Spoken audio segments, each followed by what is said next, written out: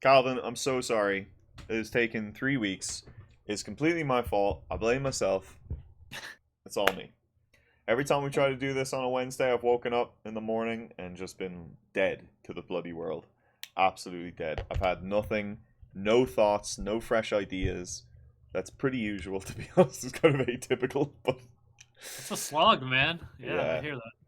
Yeah, it's been difficult. Look, I think a big thing, to kind of get into it, right, is just you hit a point in your life, right, where there's loads of things you want to do.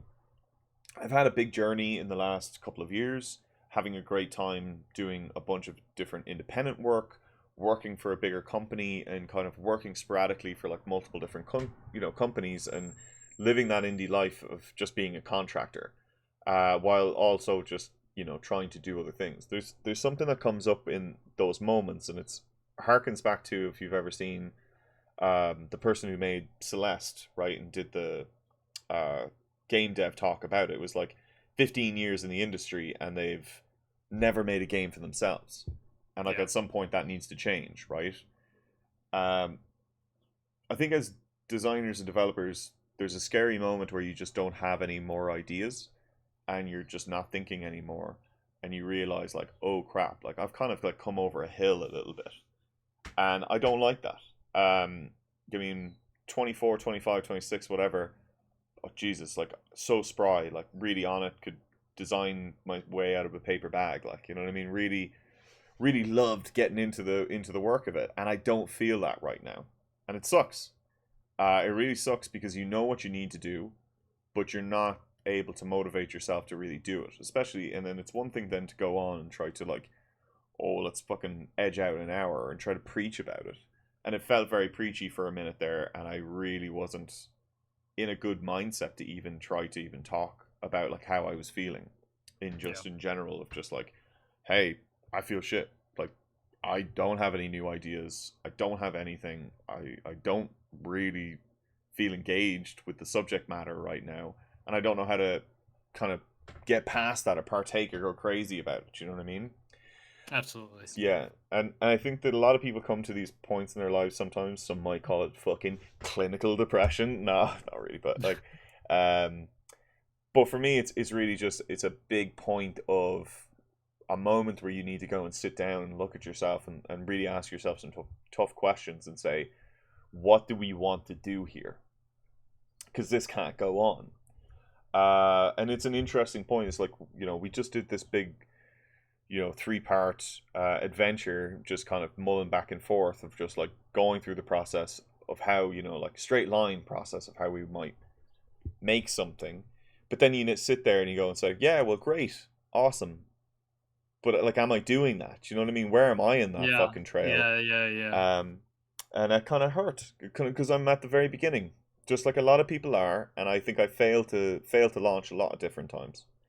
uh Not to continue rambling, but I had this, I'm doing this big clean out, so I'm in this life transition stage right now where by end of September I'm also trying to move back to Ireland, which is a big move. I haven't moved home, I haven't been home in a good number of years, but I actually just haven't moved home in 10 years. I've been in Mm. the States now in a straight line for a decade. It's crazy. um and that's a tough thing. My girlfriend's American. We're trying to figure out how that whole transitionary period works. She's moving in with me a little bit beforehand. So I'm trying to get the whole place like set up and sorted, while also trying to, like live an entrepreneurial life, or something like that. You're, failing to launch on any of these things as well too, but Yeah. still trying to push forward on any of those tracks. So, and By that's the the way, how long has the seed been planted? Like, how long had you been thinking about it, but not too serious? the whole time. You know what I mean? I Oh think that, wow! you mean it's for years now. I mean, obviously, like this has always been the goal. It's been to get up and build into, like, learn. The big overarching goal when I got into this whole industry and moved to America in the first place was go to America, learn how to make games. Go to American companies that have been established, have practices, doing it the right way. Let's learn, because in Europe back then, 2008 financial crisis, like in Ireland, there just wasn't the work. There just wasn't. And I got lucky and I got into the one company that was really trying to do a whole lot of stuff. Um, but I wasn't getting paid. I wasn't having anything, it was unpaid internship for 8 months. It's like, I'm out of college now. Like, I need to move out. Like, I need to get independent. I need something, you know what I mean? So it was a big decision to move to the States, but the right one at the same time. So fast forward to now where I'm like, well, okay, I've definitely, I've made a couple of bullshit prototype games, but I also feel like now I'm stabler in the economy of my own work. I can take some of that money and start funneling it into my own projects, and now it's about really trying to pursue that. I think if you work for another person, you work for another company, and you have these aspirations for long enough, you get kind of pissed off that you're constantly just making things for other people as well too, which doesn't help. I think it's like a compounding factor on the mentals, really just I bet. pushes me down a little bit. So Yeah. I don't know if other people feel those ways, but that's how I was being hit. I Yeah, think it's honestly universal. I think if somehow the company you're working for totally aligns with your values, you're not taking that that damage every day. But I did hear I was at this entrepreneurial meetup like the other day, and somebody had said something that was really correct to me. He said basically what I just said, which is if the values of the company reflect yours is totally fine. But the fastest way to do that is to just create your own rather sure. than find, this perfect fit, which, It never will it's, be. yeah, it's going to be really hard. At some point, things become a job as well too. I do feel like it doesn't matter if you Yeah, get into it for all the right reasons. I think at some point it does become a job. it is. It Um, is. I definitely feel that a lot more now with with the added relationship side of things. Um, I mean, that definitely has a whole thing where I'm like, okay, this is it. I mean, we're on that track to start a family now. Like we're on that track to like really push down those lines, and that has, okay, well, we got to get a house, got to get something, we got to figure out where we're actually gonna reside for a minute, get some like moniker of stability. But then with that, then there, the time is definitely ticking on all of these things. Mm. So I want to plan and pursue. I think that's the biggest thing that I want to do, and that was the decision I had to make to myself, was get out of the rut and really put some anchors forward and try to push forward on a few of these things. So I have like a couple of different mainline ideas that I'd like to pursue, and now I'm trying to figure out how exactly I want to divvy up the time against them. All I Mhm. know is that I think the big thing is I was going back over a couple of Dragon Veil videos just because I was showing the girlfriend, you know what I mean, for whatever reason. I was going through the The portfolio, golden the years. golden years, the great years. I realized no, this actually comes because Sunblink Interactive, the branch out um Backflip Studios, basically the good core group of all of that, just released Hello Kitty Island Adventures. If you haven't seen the trailer, go look at it. Hello Kitty Island Adventures. It's bloody great. It's gonna be amazing. I miss working on cute games. I think that was the thing that got me. I miss just working on cute games. I don't really enjoy working on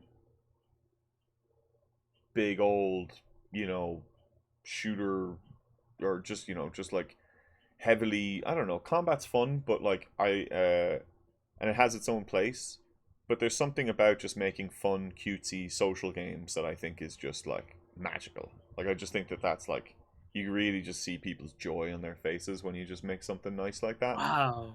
um You, that's really strange because you tend to not play those that much. So it's like no. it's better as a dev than a player. And that was really cool what you said about making people uh joyful rather than screaming at their monitor. Oh I god, yeah. hadn't really thought of that. I'd rather put fucking happiness and hearts into the world rather than chaos, you know? Yeah, yeah, So I yeah. guess I'm a little sad that obviously I'm not a part of that adventure and wasn't a part of that adventure, but I'm thankful for those people. I'm thankful for those ideas.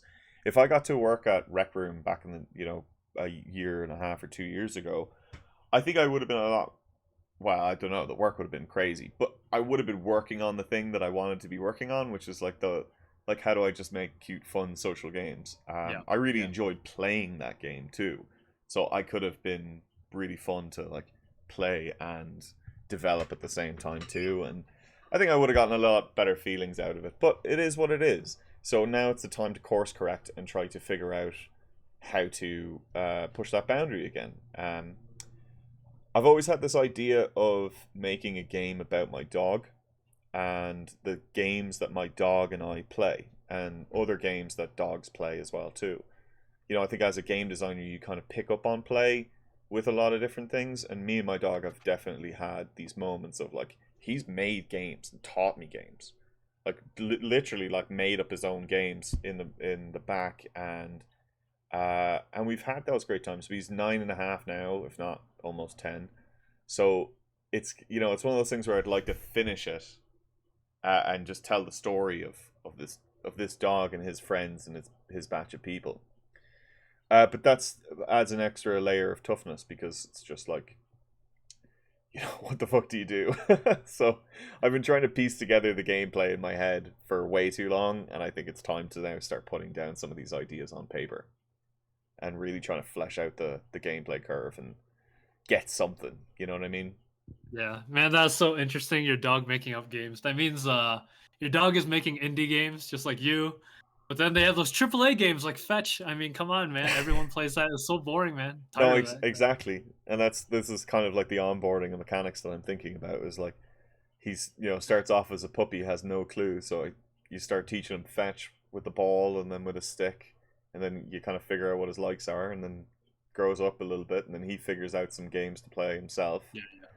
And some of this gameplay kind of just emerges, and you kind of try to find it.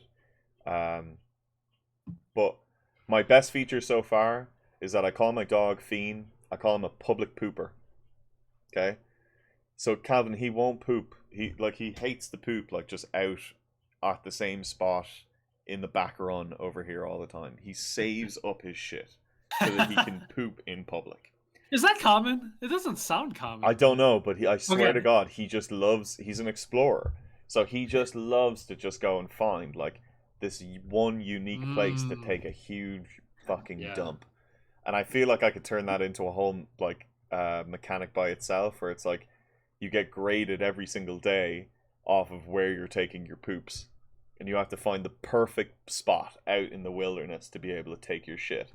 It sounds fun, man. I love territory control games. We just, you get an A star for like, oh, well, the breeze was great and the sun was right and you were facing Yeah. north or something, I like it. Some stupid shit. But I don't know. All of these things, again, as I always bring back to the idea of the one lone kid who says that they're making an MMORPG on their own. All of it is a fantasy until it's actually down on paper and really in the shoot. I was shooting you over some Midjourney pictures of the FPS game that I was thinking about working on, but I've been thinking about working on that one for like 4 years or something like that. So it's one of those cases where, like, yes, I could jump on that bandwagon, but then do I do now? I have to do multiplayer. Now I have to do a whole bunch of different stuff that I don't know how to do at all, and the scope gets a lot bigger. But like, yeah. So do I go indie darling, spend 3 years working on a dog game that I hope is successful, I could build something behind, or do I go with what kind of like a bread and butter thing that I know, which is like that I know will be fun and get to fun faster with the FPS game? Don't know. Right. I'm not too sure. Yeah. No, there's a whole other trading MMO stupid idea that I had, but again, it's never gonna work. Yeah, a lot of people talk about people pitch games to you and I'm sure like all the time. And there are a lot of variables involved, and usually people think about like scope and resource and stuff, but there is the motivation element to it that's often not talked about. People just sort of implicitly talk about it and say, yeah, just go with what you love, but there really is a true cost to making something that might not motivate you. And I'll give you a really common example. I think is somebody will pitch me a game that is pretty complicated, Yeah. and I know they can't do it. But then when they start working on a simplified version of it, they lose the motivation. And it's this awful catch-22 because they want to make the big game, but they can't. And then the small game is just not motivating for them. So No, it's and the tough. can't is a difficult thing. because I think that, again, the longer that you're in this type of stuff, the more that you see cool technological things like kind Yeah. of emerge in front of you, but you don't. You might not know, especially as a designer, right? Like a designer at a company. I know how to code, but I don't know how to code to the level of like a lot of these other people. I can't just I can't just throw a multiplayer thing into a project. I've tried. I actually have tried. I've tried to network single applications and stuff like that together. I'm not good at it. There's something that I don't understand within the cloud structure or something, that just doesn't work for me. So there's a lot of knowledge of just, well, I'll go back to the feeling. There's the big feeling of like, can you actually even achieve what you want to set out for? It's like, yeah, I have that vision. I know what I want that to look like. But can I even get it there? And then can I also communicate that even to somebody else if I have to go and, hire somebody to try and achieve that goal for me? And that's tough. So it can be a long, sloggy grind. I think it's a little dots, you know what I mean? Just don't overthink shit and just kind of like start making and then figure out where the problems lie in front of you and just kind of get on it. But that is definitely for me specifically, as like a little bit of an older developer, like that definitely gives me the heebie-jeebies, you know what I mean? Yeah, yeah. No, like what you said about, you basically talked about more responsibilities coming into your life because you have like new goals that came in. And you can think about that as like almost requirements because you now have a requirement to make a certain amount of money. So you can't really just sling things willy-nilly. You don't have the same freedom as like somebody just out of college and with, some with safety nets. So it is different. It's harder. Yeah, yeah. I mean, so we're just trying to see what kind of happens out of a lot of these things, you know. But that's where I'm at. That's where my brain farts are going, and trying to figure out exactly what that means right now. You know what I mean? Yep, absolutely. That's a lonely path, man. That's how it is when there's so much uncertainty trying to walk all this stuff. Yeah, yeah, yeah. But tell me about you though. So 4th of July was up. Hmm. What did you guys end up doing? Anything? Did you have a good We little bit of time? watched Independence Day, which I've seen a million times, but my wife has not. So, what a great speech every time. What a And great movie! yeah, Oh my gosh. I'm sure you saw it back in Ireland, and you're like, you know what? I'm gonna move to the States after I see this. Absolutely, are you kidding me? Oh my god, it's so good. That last one, hey, he's just coming up there, fucking pooter with the F-16, just blowing That's up right. this That's dude. right. Hell yeah. Yeah. Great movie. We watched Team America: World Police. Okay. Okay. Almost around the same theming. The Yeah. girlfriend loves puppets. She actually has a degree in puppetry. Holy So crap! yeah, so but she'd never seen this movie before, and the whole movie is fucking puppets. So I was like, Yeah. "There's no way you're lying to me. There's no way that you haven't seen this movie before." And Yeah. I don't Yeah. know. I still don't believe that she's never seen this movie. So of course we Did, watched the whole bloody thing. did she geek out during It Takes Two because you did play as puppets, or Yes, yes, okay? absolutely. It's one of the big things. We haven't finished that yet. Okay. I stupidly fucking got it on the EA Game Pass, and Oh it's on yeah. Steam. But now I got a PlayStation, so it's like, Yeah. do I have to go and reset up all the controller bullshit as well too on the Yeah. computer? But That's too much friction for you. I lost That's I lost the fucking little USB for the controller. So Oh now yeah. Yeah. I can't Yeah. connect the wireless controllers to the Mhm. fucking computer Yeah. anymore. Yeah. So I have What's one the? wired controller, and then I have this Yep. stupid little fucking cable thing for the other controller that it has to go Yeah. and connect over. It's just like, it's actually a pain in the ass. Yep. No. So, No. I hear that. I would rather I just But play the game again. what I've been doing, and this is kind of related to It Takes Two. So I was hanging out with some fellow game devs, and we realized that the three of us, despite being super hardcore gamers, have never played Undertale. And we laugh because we were amongst kin because I mean, damn near everyone on my friends list has played Undertale, even if we didn't finish. Yeah, same. So I've never yeah, played yeah, it. I've yeah, never yeah. I played should it. have brought you into I this. probably own it on 3 or 4 different things. Yeah, I don't. yes. I've never played it. Yeah. Yep. Yeah, Yep. I don't know. I don't know if it's just one of those things that you picked up because of the times that you were growing up in or something like I that. got mine for free. So, and I don't know. I, I want to talk about this this moment right here. What what is your impression of Undertale, having not even played it? Because I can. Uh, 2D indie darling exploration of the mind and morality, right? Like two different major ways to play the game, peaceful and Mm, aggressive, different storylines, branching oh storylines between the whole things. yeah. Loads of different characters that become unique within the space, have their own like iconic like look, vision and feel within the game space as well too. In terms of the actual world, what the actual story is and how you even get into this fucking weird space, not a clue in the entire world. But one of those things where breakdown of individual interesting smaller mechanics that kind of build up into a greater, bigger puzzle game that has like a deeper story, like world meaning. And a lot of like, on that back end layer, a lot of weird you know, ARPG subculture underneath the whole thing then too, right? With the manipulation of save files and a bunch of different extra stories that kind of come out from all of that, Yeah. right? It's like nobody really knows what the actual ending or what the real purpose of some of the things are. There's a lot of mystery around the game. So like that's my super loose general understanding. Maybe there's only two people in the world. There's two people who have played Undertale and people who lie about playing Undertale. So There you go. I mean That's actually a really accurate assessment. It's more you knew more about it than I did. And the last question I'll ask before I before get. you do, Oh yeah, yeah, I yeah. try to do that a decent amount. Yeah. The reality is that you can't play every game, Right. but you gotta kind of know about the games. I Yes. think that's like a Yes. big thing for me.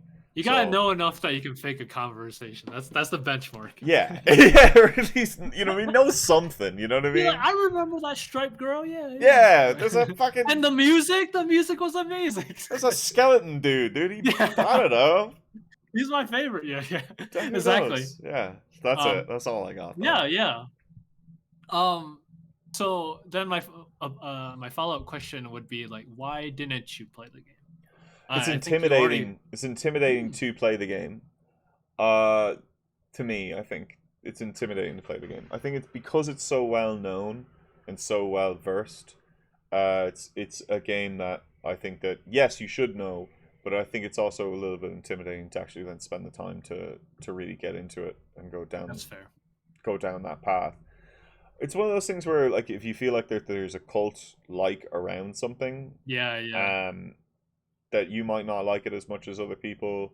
On the surface, it also looks very not basic, right? I won't say basic, but semi one dimensional in parts that don't never really filled me with this want to actually play it necessarily. yeah, And then thirdly, I'm not like a big RPG player like on that kind of like front. yeah. So like on that kind of like older school like Final Fantasy 7, style of RPG where it's like the text boxes are constantly popping up and you're just reading and you kind of like doing some branching Exactly. stuff. So Yeah, that's the top three reasons. Actual those are reason, I'm lazy as fuck and I didn't do it. exactly. Yeah, number two really resonated with me. It's the I guess yeah, the one dimensionalness. Okay, so my impression of the game, I knew it was a lot of subversion of RPGs. It was like Earthbound, but for a new generation, and I loved Earthbound. But I and people are telling me, oh yeah, there's a bullet hell game for the combat. I was like, so I remember I said this like 10 years ago, whenever the game came out. I was like, well, I'm really good at bullet hell games. So I'm going to assume this game is like super easy and boring for me with just like snippets of humor that I wouldn't really follow with. So Yeah. that was my impression. That was why I hadn't played it really. I talked to another person yesterday and he hadn't played Undertale and he was like he had a really poor impression of the game from the fan base. I guess they're really fanatic and They are fanatic. I yeah, mean, they I like what get they like, but yeah, I mean, yeah, I get what you mean by intimidation because you see a lot of people getting into something, and you're like, oh man, I'm not a fanatical person. This game's probably not gonna hit the mark with me. So I actually agree with almost all your points, and it's pretty much the reason why I didn't play.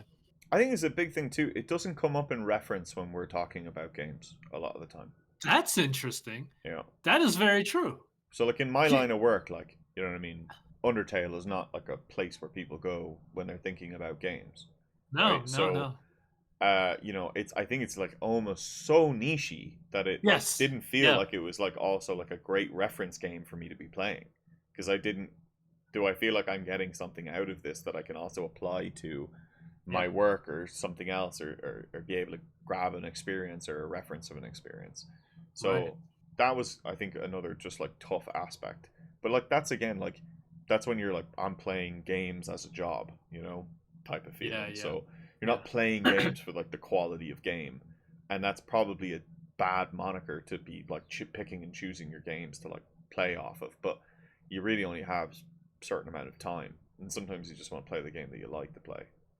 Yeah. And you and I played competitive for forever, so like we did 10 years of competitive play where we weren't playing any other games. We were just playing fucking Counter Strike, you know, Street Fighter, and just that's it. Like, Yep. you know what I mean? Yep. It was so. Where was the Gee, time when I'm putting 1,200 hours into fucking shooting people in the head, dude? yeah. You know what I Yeah. mean? Like, You know how hard it was to carve out the 7 hours to play Undertale while I'm active in the Street Fighter tournament scene, and by not playing 7 hours, I can see all my other friends grinding those hours. Like, god damn, I'm getting left in the dust. it's so crazy. You sent me that video there the other day that you're like number 6 in the whole of the United That's States. right. That's right. What the I fuck, dude? quick diversion in Street Fighter 6.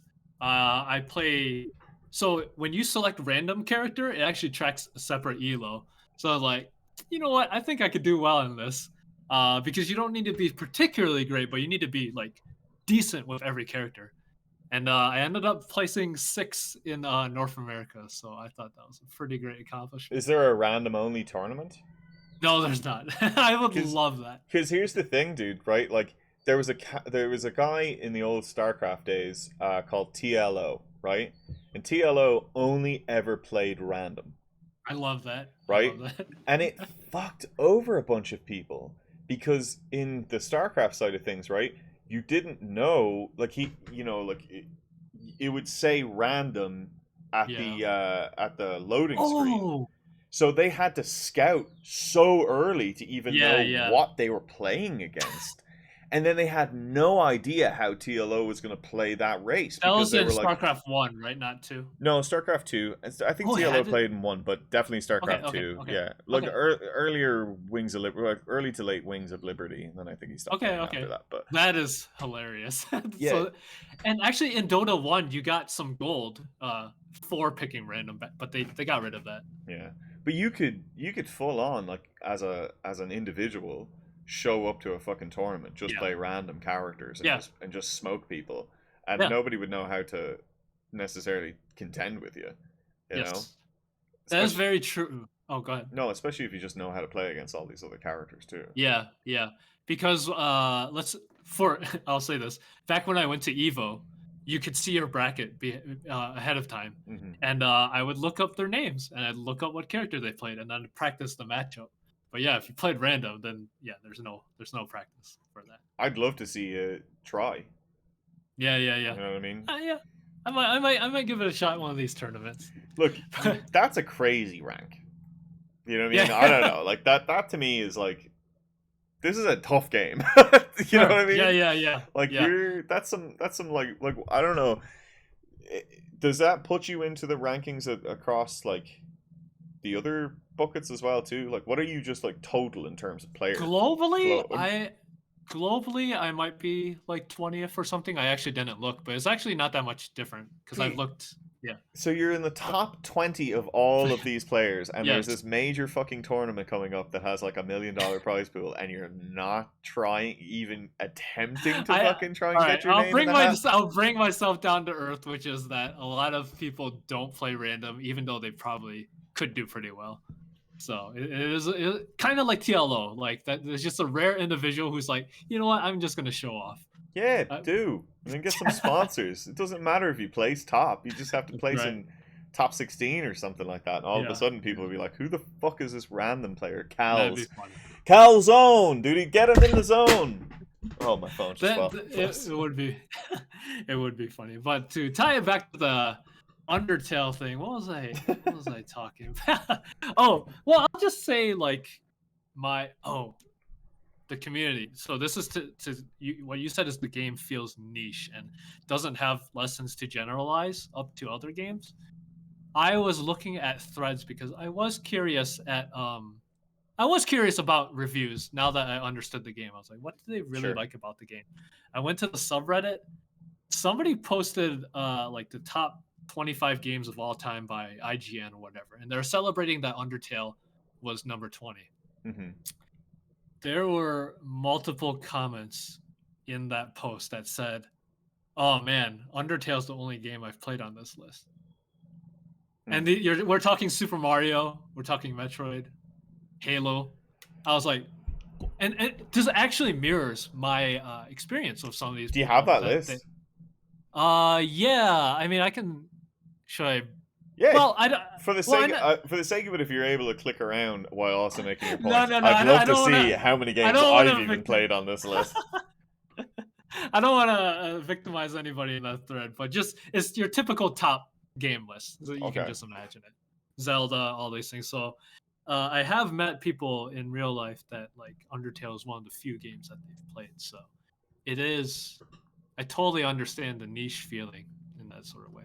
Yeah, I get it. You mean, again, not to say that that's a bad thing or that's a Yeah, bad reason to play it or some other exactly. stupid thing to think about, but that's just what it felt like to me, and that's why it always was on the list to play, but it was never something that I necessarily jumped to in terms of Mhm. things. I've never played Braid.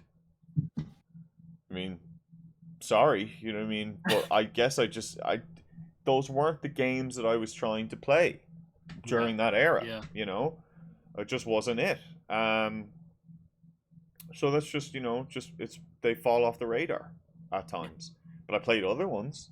You know, like the Beginner's Guide still is up there, top 3 games I've ever played my entire life. Love it. Right. Undertale could be up there too. I'm not gonna. I have to give it the go, and I haven't given it the go. Yeah. I think you would need a seriously high word of mouth to get to get you to play, and it's similar with me. I had to be in a damn gaming book club to even play this game. That's all I need. That's all I need. Yeah, I need one other person that says you must play Right. this. Give it a fucking chance, and Yeah, I'll say, yeah, okay, all right, I'll give it a go, and right. and that's all I need, and I'll give it a go but I do feel like if I do, I have to finish it. That's not a bad thing. I have to see it through to the end, and I'll Yeah. probably really enjoy it. I'll probably Yeah. truly enjoy it.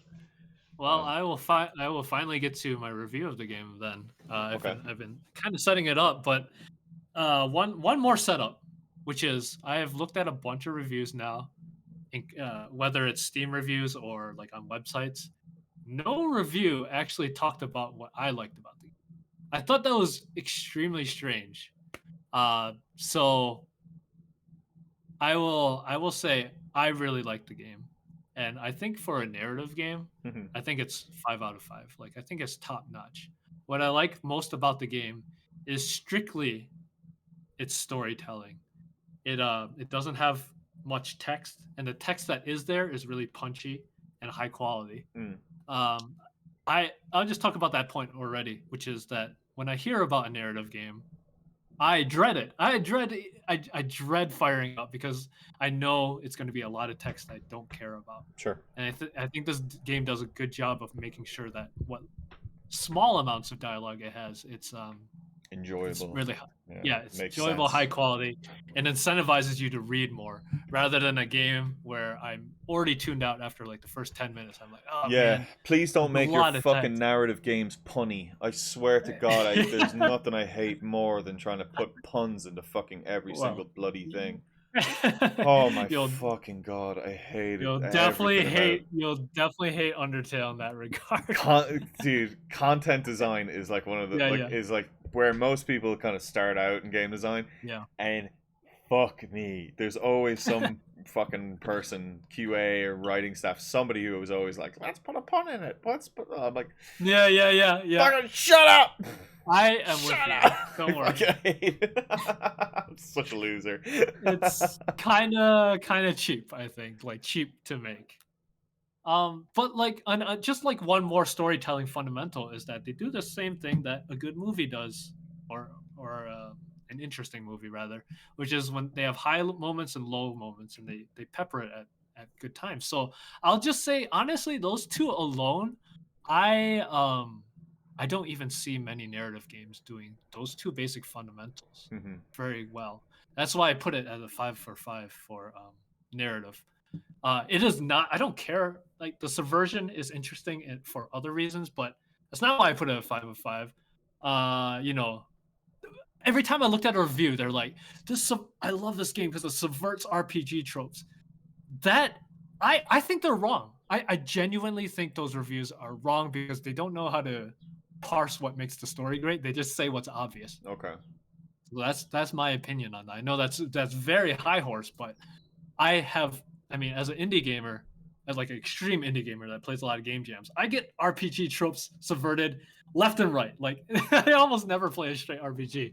So that subversion had no effect. It was just the quality storytelling Mhm. that is what made me really like the game.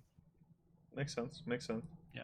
I Makes wouldn't sense. necessarily recommend it to you, but I do want to just put that out there. No, for sure. I mean, what's next on the game dev? Oh, that's a really good question. You know, we haven't talked about it yet. We're gonna get together and talk about it. But just a hypothetical scenario with me and you. What what are like what is a game that both of us haven't played that everyone loves and that we should? There's so many, probably. I know Um, you've played this already, but damn it, what is the name of the game that Drake is in? Fortnite. No, no, no, not that Drake. Drake's Fortune. Whatever. The Oh, yeah. oh, The PlayStation game, right? By wait, Naughty so Dog. you yeah, so Drake's you haven't Fortune. plet it? I played them Yeah. all. Yeah, I think Oh, okay. What the I hell played is it most called? of them anyway. No, Drake. I mean, That's not the name. ooh, I'm gonna get my phone out over here real quick. Um, I'm just gonna let it hang. I'm gonna let this be an embarrassing moment for both of us. I'm gonna take you down with me. oh my God, no, it's embarrassing. Uncharted. Uncharted. I've never played an Uncharted game, but I know you have, so that would not Yes. make a good game. Yes. I could tell you my thoughts on it, but I Yeah, absolutely, yeah, yeah. absolutely adore it. Like Just quick, over just the quick. highest level from the first game I ever when I ever played it. I played it in a short run from start to finish as quickly as possible.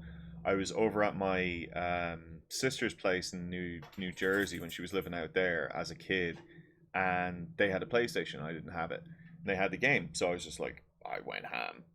Um, it was like playing a movie. It was genuinely like playing a movie. You went through the entire arc. You felt like the main character. Consequences didn't seem to matter all that much. I think a lot of those kinds of games, especially when they're these linear shooters, right? You're like moving through a linear world, but you're kind of just trail, trail, trail, trail. Is that the enemies that plop up in front of you are complete fodder and stop you from expressing the story. They stop you from continuing the thing. All you're trying to do is move from point A to point B, and that's all you're trying to do. So there are times where you will just get like, okay, we're just bogged down. We're just shooting people, like whatever. Like I need to kill all these people so I can get to the next beat, next beat, next beat. But it really was linked together in such a way that it really did feel like you were playing a movie.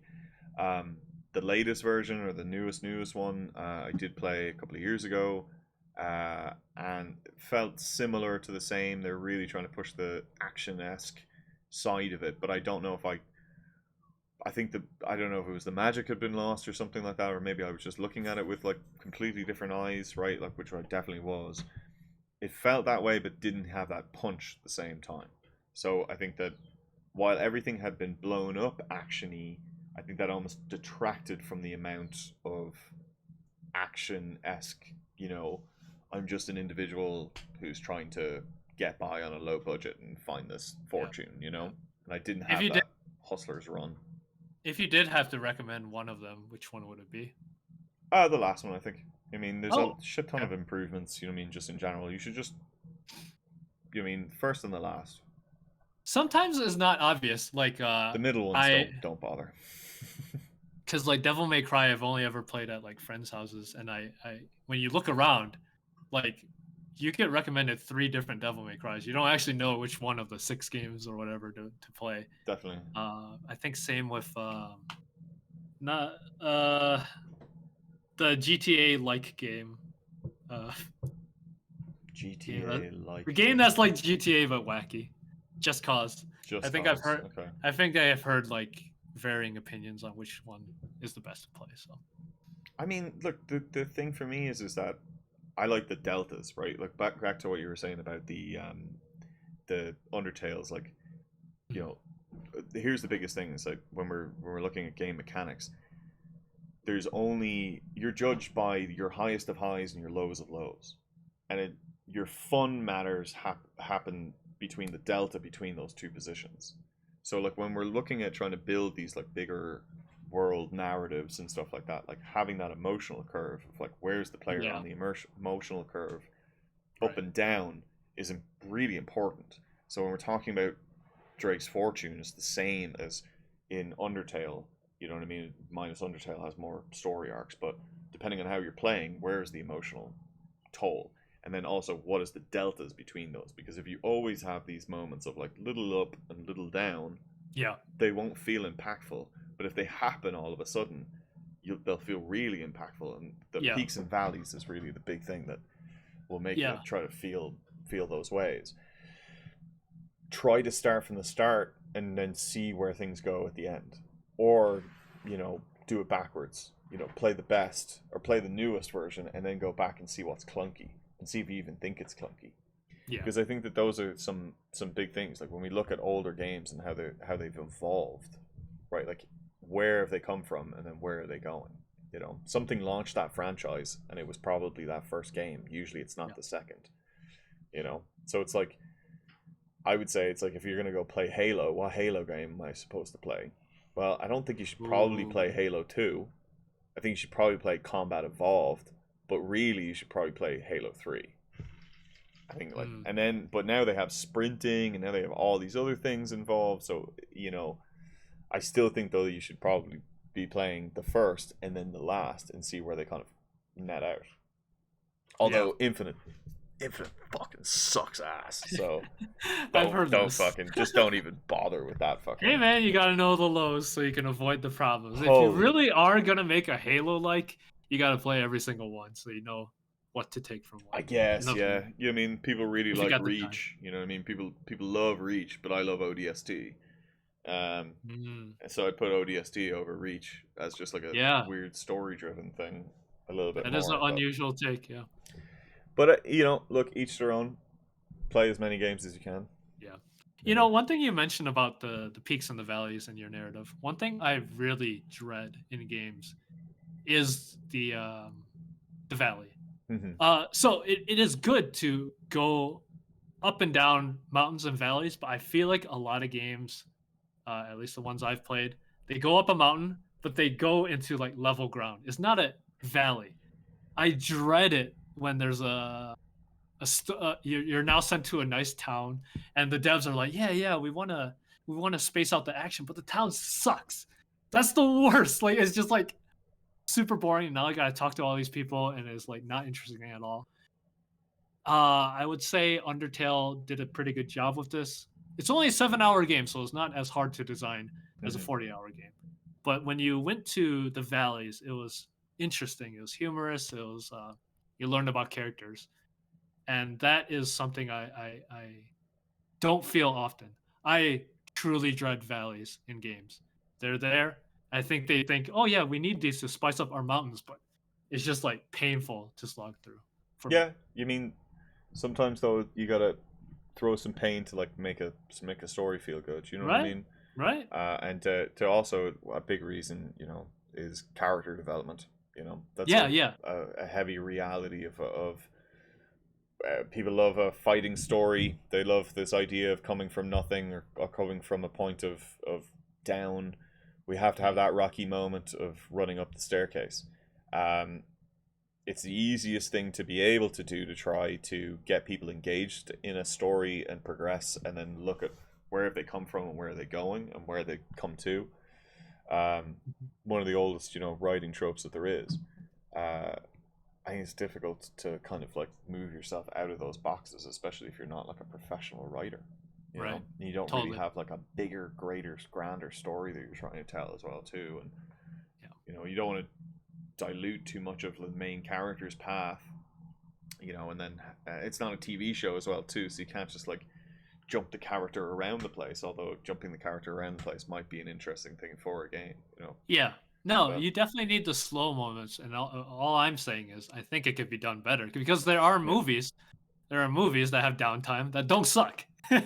Like they have ups and downs. It's interesting the whole time. Like you guys got to look for that rather than making a town and then I don't know, just botching it every time yeah. for the games I play. I think the big book I'd recommend here, if I was trying to find it, I think is Oh, a how narrative book. games move. Yeah, how games move us. You can buy it on Amazon. It's by Catherine. Oh my God, I'm sure I could find it. Isberter, Isbister, Okay. Isbister. It's got oh my God, it's the series of playful thinking, but it's got Yeah. the journey picture of Journey on the front of it. Yeah. But it's a great book for a lot of this type of stuff. It's cheap. Oh, It's part of a good book series as well too. The playful thinking stuff is a great sweet. series. It's cheap. Go pick it up. Absolutely. Yeah, it's very helpful for this. But Yep. I don't know. Let's see. There's just so many other things. So many games. So many games to play. So many things I want to do. Big one Now, I've always wanted to go back to is I've never really played any of the Metal Gear Solid games. me neither. I'd love to go and get an emulator and play through like MGS3 or something like that. Sure.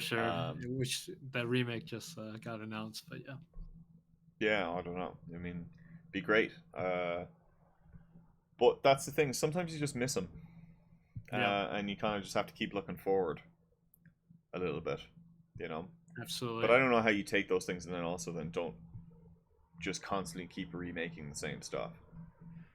But maybe it's the fact that you know of it and it exists that you always then don't make this. You don't make the same stuff over and over again. But Hey, there you go. you know, Now's an opportunity to talk to the audience and say, hey, if you guys can think of a game that me and Sean would play, trust me, if it was within the past 20 years, me and Sean probably didn't play it. yeah, I probably gave it a go. I don't know. It's sitting there in my fucking Steam library, probably. Exactly. Drop a comment. I look there. I have these Humble Bundle fucking things. And Yeah. I have game spreadsheets in my Google Drive. I have every fucking key listed there, and I'm like, it's there. I'll play it one day, maybe. Exactly. Like a big game, like I'm actually like looking to play right now is so randomly came across this video called 100 Days in Vintage Story. I sent you the video for it there. Yeah. By a small YouTuber, 7,000 subscribers. Okay, bringing it up. It's basically, I mean, the quickest way I can say, Secret Firefox. Great videos, an hour and a half long, super engaging. Really just goes through, exactly that. Just a very detailed day to day of this person building, surviving in this world, in this complicated world. It's Minecraft on steroids. It's basically like as if they had taken a bunch of different kinds of mod packs and like kind of put them together in a much more defined and detailed world that has different quirks as well too. As you can see, there's some things like this person here now is like hitting a fox to harvest them, and then they get a In a bunch of trap. loot. Yeah. Yeah, and they've built a little trap, little hares, and Now it's the stuff that you can't do in Minecraft mods, or there are in some of them. So like stuff like this, right, where you're voxel based kind of building your anvil, and then hardening your steel. It's basically they've complexified all of the loops, right? So Uh, to even there, like making a pit, they can fill the pit at different levels with different things and bake off. Like it all depends on what you're really trying to do, right? So you have to kind of know a lot of that internal knowledge of the game to be able to continue to progress forward, which usually feels a lot more like these soul no not souls like games, but like Archero and what are they called, just roguelike games, right, where yeah, now they have the permanent progress, whereas like roguelike games before, like it was like, oh, you died and you just reset and you just kept going right. again. And now like that meta system is on board of like your knowledge really helps you to try to like figure out the game, which Nice. is really feels like old school Minecraft as well too, when there was just a wiki and you had to just know the crafting recipe.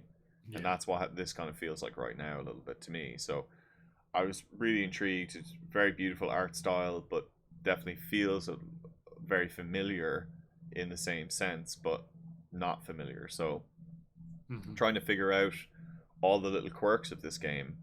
um, 25 quid, I think I'll have a little bit of fun with it. Definitely this video got me very excited to try and give it a go. So sold me on the game, which is class. Like even there, like he's building like this kiln. Like I've never seen any of this type of stuff. I don't know how I'm gonna have to go and like learn all of these things to do, but you just have to have that knowledge. Yeah. Yeah. So, and there's a lot of games that are like that these days as well too. I don't know how to feel about those. I'm trying to always like think about those things, like, but like there's the more hardcore you make your game, the more learning somebody has to do outside of the game to be able to bring it into the game. Yeah. And that can be a selling point. Tarkov is a lot like that as well too. Like you have to do all of this recon, learn about the game, learn about the locations. It's not really a jump in and you're grand and the tutorial is going to take you there. You jump in, and the first thing I did, right, in my very first world was I came across some weird anomaly that I'd never seen before. Found out that the bar in the dead center there, this green bar, is like a sanity meter, and the anomaly Oh. fucking took my sanity completely down to zero. And now I'm just raving mad, and the world looks like crazy. And I tried to continue playing, and I can't. Like I can't, and I don't know how to raise my sanity, and I'm unprepared. So Oh man. I just wrote on the world thing. I just went and said, "First world, never return, just never return." So Nice. just trying to like push those bounds, and I believe in games that try to push those bounds, especially like take an idea and really drive it as fucking far home as possible. I think Yep. everybody wants to have this kind of Minecraft experience, but then you finally get into it and you're like, oh, this is kind of like overwhelming in places. So Right. where's that line? Where's that cut point? Where does it also differ then too? It's an interesting thing to think about. Like you have these legacy games, right? These games that have defined the genre of something, and in doing so, now for the player base, there is a lot of very specific rules that that game does that everybody is going to equate your game to. And Right. in doing so, if you ever do something different, you subvert the idea of what the player thinks that should happen in a certain scenario. So when you're building a very logical and connected game, but you've subverted the narrative of the base of the genre, players are going to think that they can do one thing and then try to do it and then get frustrated that they can't do it, and now all of a sudden they have to fit to your way. And it's not to Hmm. say that we have to always fit and conform to the norm of the genre, but it does Whoa, this help your water is like not blocky. It's like yeah. almost volumetric. It is all it's all voxel based, yeah. So Okay. Okay. it's all little Yeah. squares and stuff like that. So Okay. Okay. Sorry. Go ahead. no, you're fine. But I think that that can become a huge fucking barrier for some people to like even get into your game, Yeah. or understand your game if you've just all of a sudden just like broken how something works. So Hmm. uh that's what I'm trying to think through right now, is just how much is the same, how much is different, how much feels weirder, and am I going to be able to survive in this world? Yeah, and and experience its end game and figure out what's going on. yep, and then you can think about how the differences affect the feel of the game. Exactly. Yeah. Uh, ag- Darkest Dungeon 2 came out recently, and Mhm. it is like mixed reviews, and you wouldn't expect that from such a storied franchise, but they deviated a lot from. Here, let me close the stream. Yeah. Yeah. Darkest Dungeon 1 into a roguelike mode, and yeah, it's interesting to see the fallout. I thought it was for the better. I played the demo. I was like, "Oh, this is great. I'm not dying immediately." Yeah. But you know, people don't they generally don't like change unless it's like totally amazing. Yeah, you mean that's another one of those interesting niche games. I really didn't know that this had come out, so I don't know anything about it. I don't know Yeah. the changes or the differences. I thought I saw like a lighting update, like the characters and everything look much more interesting. But another very intimidating game to kind of get into. You Hmm. know, a lot of death, Yeah. and very hard to push to the end game. You know, so Yeah. it's only one of those things where you only really, I don't know, unless you really have like an intimate knowledge of how these individual combos kind of go together. I think Yeah. it's hard, but you know, I've tried to pick it up twice, like play it, and I always quit like a couple hours in. It's the same thing. It's like I die, I lose everything, and I'm like, I don't think I have time for this one. yeah, exactly. You know, so that's one of those things again. Yeah, if the community has already built up a bunch of knowledge and they really don't want Darkest Dungeon 2, they want a new Yeah. experience for Darkest Dungeon 1. It's kind of like Yeah. a case to go and say, well, maybe there should have been more DLC for Darkest Dungeon, Right. and Right. in doing so, that would have satisfied the devs' need for more capital, more cash, rather than build a whole new game off of the same platform, but change some underlying like fundamentals that have now bricked the persona of all of like people don't like to lose knowledge or like lose Exactly. value in knowledge. So all of a Exactly. sudden, if something has like devalued their knowledge base, they can get kind of peeved about those types of things. Absolutely. You know, Absolutely. Diablo players are fucking notorious for that type of shit. So I think that I mean, they're always comparing. It's like, wow, it's not like D2 or blah blah blah. It's just like, yeah, well, yeah, but it's not because it's a different game. Yeah. But and You're it's fucking really linked and it's fucking against it. 30 years ago, Grandpa. Fucking give me some bullshit like that. I cannot believe that game is still referenced to this day. Like people don't reference like, oh, but Super Mario World had this. Like they're like, no, that was 30 years ago. Times have changed, but man, Yeah. Diablo 2 is still referenced. No, and not Diablo 1, but Diablo 2. Yeah, We'd that's right. like to talk about the history of Diablo 1 and how it all fucking came together, but yeah, Hmm. not the same at all. Um, One of the things uh, that we were looking at before, I guess it all just kind of like comes together. I don't know. I was gonna go off on a little bit of a tangent, but then I kind of lost it. Well, So how much time we have for that honestly, I don't segment? know. Let's go and do a little quick time check. Probably not too much longer. All right, we're at 50, 58. Yeah, Oh, we can call it here. okay. I'll say this: whatever game we end up choosing, if we do this, if at all, it helps if it's short because Undertale I knew could be completed in 6 hours. I was like, okay, Yeah. I could squeeze that in over the course of a month. That's pretty easy. Yeah. So we'll just keep that in mind with whatever we choose. Yeah, I don't know. You mean again, like if you can find that IGN article, Oh if there's yeah, something on there. absolutely. I mean, there's plenty of other games. Oh yeah, I guess. But yeah, the thing I was gonna say was like it's probably a story for another time. But like the girlfriend and I are really hammering through Mario, Super Mario Odyssey, playing Yeah. with split controls. So like That's right. yeah, That's right. we're getting better and better at this now. It's like this is like how relationships should like be built off of. Do you know what percent you're into that Oh game? God, no! Do you mean? Okay, 10%. I didn't know if they said it on the main menu or not. No, 10%. But yeah, that sounds pretty challenging. So. We're enjoying ourselves. Yeah. All right. Cool. Well, hopefully next time we'll have an actual game that we can jump through and go from there and talk about it No. and figure out something from there. But No, I'm glad to get back on the podcast train. no worries, so. dude. Thank you, Calvin. Thank you for putting up Yep. for me and enjoy. Later. Later.